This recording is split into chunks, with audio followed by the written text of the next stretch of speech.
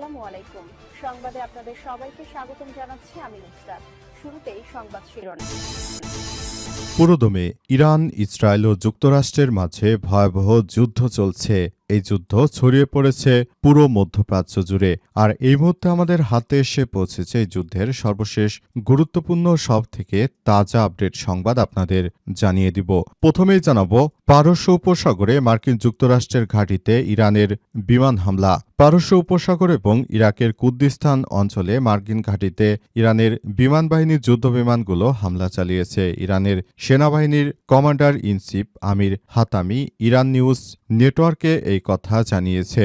সংযুক্ত আরব আমিরাতের দুবাই, কাতারের দোহা, ইসরায়েলের তেল আবিবে আজ সকাল থেকে নতুন করে বিস্ফোরণের শব্দ শোনা গেছে। এরপর জানাবো বাহরাইনে ইরানের হামলায় নিহত এক। বাহরাইনে ইরানের হামলায় একজন নিহতের খবর পাওয়া গেছে। ইরাক ও কুয়েতেও নতুন করে হামলা চালাচ্ছে ইরান। এক যৌথ বিবৃতিতে মধ্যপ্রাচ্যে ইরানের ক্ষেপণাস্ত্র ও ড্রোন হামলার নিন্দা জানিয়েছে উপসাগরীয় ৭টি দেশ। এদিকে ইরানে ২,০০০ বোমা ফেলার দাবি ইসরায়েলের। ইরানে হামলা শুরুর পর থেকে এ পর্যন্ত ৩০ ঘণ্টায় ২,০০০-এর বেশি বোমা ফেলার দাবি করেছে ইসরায়েলের প্রতিরক্ষা বাহিনী আইডিএফ। আইডিএফ জানিয়েছে আজ ইরানি লক্ষ্যবস্তু এবং সামরিক স্থাপনায় হামলা করা হয়েছে। এবারে জানাবো নেতানিয়াহুকে মোদির ফোন, সংঘাত বন্ধের আহ্বান। মধ্যপ্রাচ্যে চলমান সংঘাত ও উত্তেজনাপূর্ণ পরিস্থিতি নিয়ে ইসরায়েলের প্রধানমন্ত্রী বেঞ্জামিন নেতানিয়াহুর সঙ্গে টেলিফোনে কথা বলেছেন ভারতের প্রধানমন্ত্রী নরেন্দ্র মোদি। ফোনালাপে নেতানিয়াহুকে দ্রুত সংঘাত বন্ধের আহ্বান জানিয়েছেন তিনি। এবং সর্বশেষ জানাবো সংযুক্ত আরব আমিরাত বা দুবাইয়ের জেবেল আলী বন্দরে আটকা এমভি বাংলার জয়যাত্রা। ইসরায়েল ও যুক্তরাষ্ট্রের যৌথ হামলার জবাবে পাল্টা হামলা চালাচ্ছে ইরান। মধ্যপ্রাচ্যের বিভিন্ন দেশে মার্কিন ঘাঁটিসহ বিভিন্ন স্থাপনায় হামলা অব্যাহত রয়েছে দেশটির। এমন পরিস্থিতিতে সংযুক্ত আরব আমিরাতের জেবেল আলী বন্দরে অবস্থান করছে বাংলাদেশি জাহাজ এমভি বাংলার জয়যাত্রা। উত্তেজনাকর পরিস্থিতির কারণে জাহাজটির খালাস কার্যক্রম সাময়িক স্থগিত এবং নাবিক ও ক্রুদের নিরাপদে সরিয়ে নেওয়া হয়েছে। প্রিয় দর্শক, এতক্ষণ শুনছিলেন সংবাদ শিরোনাম, এবারে বিস্তারিত। তবে তার আগে বন্ধুরা অনুরোধ থাকবে এই সংবাদটিতে একটি লাইক দিন। এই চ্যানেলে আপনি নতুন হয়ে থাকলে আমাদের সংবাদটি দেখতে দেখতে চ্যানেলটি সাবস্ক্রাইব করে রাখুন। কমেন্ট করে বন্ধুরা আপনার মূল্যবান মতামত জানিয়ে দিন আপনি বিশ্বের কোন দেশ থেকে বা বাংলাদেশের কোন স্থান থেকে আমাদের সংবাদটি দেখছেন এবং শুনছেন। আর বন্ধুরা, গাজা যুদ্ধে আপনি যদি নিরীহ ফিলিস্তিনিদের ভালোবেসে থাকেন কমেন্টে ইয়েস লিখে পুরো বিশ্বকে জানিয়ে দিন। এবারে বিস্তারিত। পারস্য উপসাগরে মার্কিন ঘাঁটিতে ইরানের ভয়াবহ বিমান হামলা। পারস্য উপসাগরে এবং ইরাকের কুর্দিস্তান অঞ্চলে মার্কিন ঘাঁটিতে ইরানের বিমান বাহিনীর যুদ্ধবিমানগুলো হামলা চালিয়েছে। ইরানের সেনাবাহিনীর commander chief Amir Hatami Iran news নেটওয়ার্কে এই কথা জানিয়েছে। এক বিবৃতিতে সেনাবাহিনী আরও জানিয়েছে যে তারা কয়েকটি পর্যায়ে অভিযান চালিয়েছে, তবে এ বিষয়ে বিস্তারিত এখন পর্যন্ত জানা যায়নি। সংযুক্ত আরব আমিরাতে দুবাই, কাতারের দোহা এবং ইসরায়েলের তেল আবিবে আজ সকালে নতুন করে বিস্ফোরণের শব্দ শোনা গেছে। দুবাইয়ে বিস্ফোরণে কয়েকটি বিকট শব্দ শোনা গেছে। দোহার বাসিন্দারাও বলছেন এই শহরে কমপক্ষে 11টি বিস্ফোরণের ঘটনা ঘটেছে। ফলে এখন নিহতের সংখ্যা আরও অনেক বেশি বেড়ে গেছে। বিভিন্ন জায়গায় নিহতের এই সংখ্যা এখন অনেক বেশি বৃদ্ধি পেয়েছে। অনেক জায়গায় আসলে নিহতের এই সংখ্যা এবং সাধারণ মানুষজনও অনেক জায়গায় মারা যাচ্ছে। তবুও এখনও হামলা বন্ধ হচ্ছে না। কখন শেষ হবে যুদ্ধ? অনেকেই সেই প্রত্যাশার সেই সময়ের জন্য অপেক্ষা করছে। অনেকেই বলাবলি করছে যে এই প্রক্রিয়াগুলো আসলে কোন দিকে যায় এবং কোন দিকে গড়ায় এই প্রক্রিয়াটি, সেটি এখন পর্যন্ত আসলে বোঝা যাচ্ছে না। আসলে সবাই চায় যে এই যুদ্ধ বন্ধ হয়ে যাক, কিন্তু আসলে এখন পর্যন্ত এই বিষয়গুলো নিয়ে কারো কাছ থেকে এখন পর্যন্ত কোনো ধরনের প্রক্রিয়া পাওয়া যায়নি। সুতরাং এই যুদ্ধ কখন বন্ধ হবে এবং কি হবে না হবে এই বিষয়গুলো আসলে এখন পর্যন্ত স্পষ্টভাবে বোঝা যাচ্ছে না। এই যুদ্ধ আসলে কতদিন পর্যন্ত গড়াবে এবং কতদূর পর্যন্ত যাবে সে বিষয়টি নিয়ে এখন পর্যন্ত স্পষ্টভাবে কিছুই বোঝা যায় না।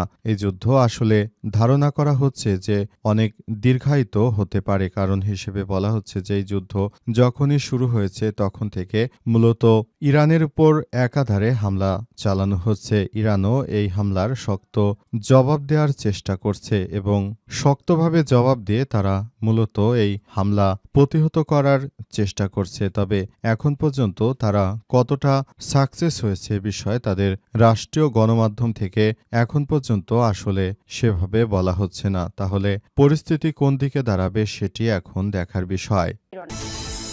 বাহরাইনে ইরানের হামলায় নিহত এক। বাহরাইনে ইরানের হামলায় একজন নিহতের খবর পাওয়া গেছে। ইরাক ও কুয়েতে নতুন করে হামলা চালাচ্ছে ইরান। এক যৌথ বিবৃতিতে মধ্যপ্রাচ্যে ইরানের ক্ষেপণাস্ত্র ও ড্রোন হামলার নিন্দা জানিয়েছে উপসাগরীয় ৭টি দেশ। তারা বলছে এই সার্বভৌমত্ব ভূখণ্ড লক্ষ্য করে অযৌক্তিক হামলা বেসামরিক জনগোষ্ঠীকে বিপন্ন করেছে এবং বেসামরিক অবকাঠামো ক্ষতিগ্রস্ত করেছে। বিবৃতিতে আরও বলা হয়েছে যে তেহরানের কর্মকাণ্ড আঞ্চলিক স্থিতিশীলতার জন্য হুমকিস্বরূপ হয়ে দাঁড়িয়েছে। তেহরান যেভাবে মধ্যপ্রাচ্যের মুসলিম রাষ্ট্রগুলোর উপর হামলা চালাচ্ছে এটাকে কোনোভাবেই ইসরায়েল এবং যুক্তরাষ্ট্র ভালোভাবে দেখছে না। তারা এর জন্য তেহরানের উপর কঠোর প্রতিশোধ নেবে এমনটাই জানিয়েছিল এবং এই প্রক্রিয়াগুলোর মধ্য দিয়ে আসলে সবকিছু কোন দিকে যাবে সে বিষয়টি এখন পর্যন্ত জানা যায়নি। পুরো প্রক্রিয়াগুলো আসলে নতুন করে চলমান রয়েছে এবং এই প্রক্রিয়াগুলোর মধ্য দিয়ে আবারও সবাইকে নিয়ে একটি সুন্দর ও সম্প্রীতির একটি আধুনিক রাষ্ট্র গঠন করতে সবাই বদ্ধপরিকর। কিন্তু এখন পর্যন্ত আসলে এসব জায়গাগুলোতে নতুন করে এই ধরনের কার্যক্রম চলমান থাকার মধ্য দিয়ে আসলে নতুন করে আবারও দেশ বিদেশ জুড়ে যে ধরনের কার্যক্রম শুরু হয়েছে এই কার্যক্রমগুলো চলতে থাকলে সবাইকে এখন থেকে আরও বেশি সতর্কতামূলক কার্যক্রমের মধ্য দিয়ে যেতে হবে। কেউ যদি মনে করে যে এই অনাকাঙ্ক্ষিত ঘটনাগুলো ঘটিয়ে আসলে মধ্যপ্রাচ্য সহ পুরো মুসলিম বিশ্বকে কেউ দমিয়ে ফেলবে সেটি হবে না। ইরান সেই প্রক্রিয়া হতে দেবে না। তাই ইরানের সর্বশক্তি দিয়ে যারা মধ্যপ্রাচ্যের যেসব দুশ্মন ছিল তাদের উপরই মূলত এই আক্রমণগুলো চালিয়ে যাচ্ছে ইরানের সেনাবাহিনী, বিমান বাহিনী এবং নৌবাহিনীর সদস্যরা। ইরানে ২,০০০ বোমা ফেলার দাবি ইসরায়েলের। ইরানে হামলা শুরু করার পর থেকে ৩০ ঘণ্টায় ২,০০০-এর বেশি বোমা ফেলার দাবি করেছে ইসরায়েলের প্রতিরক্ষা বাহিনী। আইডিএফ জানিয়েছে আজ থেকে শত শত ইরানি লক্ষ্যবস্তু এবং সামরিক স্থাপনায় হামলা করা হয়েছে। ইসরায়েলি নিরাপত্তা বাহিনী জানিয়েছে যুদ্ধ শুরু হওয়ার পর থেকে আইডিএফ যুদ্ধবিমান ৭০০টির বেশি বিমান হামলা চালিয়েছে। আজ দিনভর ইসরায়েল ইরান জুড়ে ব্যালিস্টিক ক্ষেপণাস্ত্র, লঞ্চার, বিমান প্রতিরক্ষা ব্যবস্থা এবং সদর দপ্তর সহ একাধিক স্থানে হামলা চালিয়েছে। ইরানে প্রশিক্ষিত সেনাদল আইআরজিসি বিপ্লবী রক্ষী বাহিনী সদর দপ্তরে ধ্বংসের দাবি করেছে ইসরায়েল। একই দাবি জানিয়েছে যুক্তরাষ্ট্র। ইরানের পাশাপাশি লেবাননেও হামলা চালাচ্ছে ইসরায়েল। ইসরায়েলি সেনাবাহিনী এক বিবৃতিতে জানিয়েছে উত্তর ইসরায়েলে হিজবুল্লাহ বড় ধরনের রকেট হামলার পর তারা লেবানন জুড়ে গোষ্ঠীটির ঘাঁটিতে আঘাত এনেছে। বিবৃতিতে আরও বলা হয়েছে হিজবুল্লাহকে ইসরায়েল রাষ্ট্রের জন্য কোনো হুমকি তৈরি করার সুযোগ দেওয়া হবে না। এই হামলার কঠোর ও শক্তিশালী জবাব দেওয়া হবে। আল জাজিরার প্রতিবেদনে বলা হয়েছে যে হিজবুল্লাহর শক্ত ঘাঁটি হিসেবে পরিচিত বৈরুতের দক্ষিণ শহরতলিতে বেশ কয়েকটি শক্তিশালী বিস্ফোরণের শব্দ শোনা গেছে। ইসরায়েলি যুদ্ধবিমানগুলো ওই এলাকায় মুহুর্মুহুর বোমাবর্ষণ করছে। নেতানিয়াহুকে মোদির ফোন, সংঘাত বন্ধের আহ্বান। মধ্যপ্রাচ্যে চলমান সংঘাত ও উত্তেজনাপূর্ণ পরিস্থিতি নিয়ে ইসরায়েলের প্রধানমন্ত্রী বেঞ্জামিন নেতানিয়াহুর সঙ্গে টেলিফোনে কথা বলেছেন ভারতের প্রধানমন্ত্রী নরেন্দ্র মোদি। ফোনালাপে নেতানিয়াহুকে দ্রুত সংঘাত বন্ধের আহ্বান জানিয়েছেন তিনি। সোমবার দিবাগত রাত প্রায় ২টার দিকে সামাজিক যোগাযোগ মাধ্যম এক্সে এক পোস্টে এই তথ্য জানায় ভারতের প্রধানমন্ত্রী নরেন্দ্র মোদি। পোস্টে নরেন্দ্র মোদি বলেছেন প্রধানমন্ত্রী বেঞ্জামিন নেতানিয়াহুর সঙ্গে তার ফোনে কথা হয়েছে। তার সঙ্গে বর্তমান আঞ্চলিক পরিস্থিতি নিয়ে আলোচনা হয়েছে। তিনি আরও বলেছেন ফোনালাপে আমি সাম্প্রতিক ঘটনাগুলো নিয়ে ভারতের উদ্বেগের কথা তাকে জানিয়েছে এবং সাধারণ মানুষের নিরাপত্তাকে সবচেয়ে বড় অগ্রাধিকার হিসেবে তুলে ধরেছি। ভারত আবারও স্পষ্ট করে বলছে যে এই সংঘাত এখনই বন্ধ হওয়া উচিত। পরমাণু ইস্যুতে ওয়াশিংটন তেহরান পরোক্ষ আলোচনার মধ্যে শনিবার ভোরে হামলা শুরু করে ইসরায়েল ও যুক্তরাষ্ট্র। এ সময় তেহরান সহ দেশের বিভিন্ন শহরে বিস্ফোরণের ঘটনা ঘটে। হামলায় ইরানের সর্বোচ্চ ধর্মীয় নেতা আয়তুল্লাহ আলী খামেনি সহ বেশ কিছু কমান্ডার নিহত হওয়ার খবর পাওয়া গেছে। ঘটনার পর এখন পরিস্থিতি থমথমে অবস্থা বিরাজ করছে। মধ্যপ্রাচ্যে শুরু হয়েছে নতুন এক সংকট। যুক্তরাষ্ট্র এবং ইসরায়েল যেভাবে হামলা চালিয়ে যাচ্ছে, এতে ইরানের অনেক সাধারণ মানুষ মারা গেছে।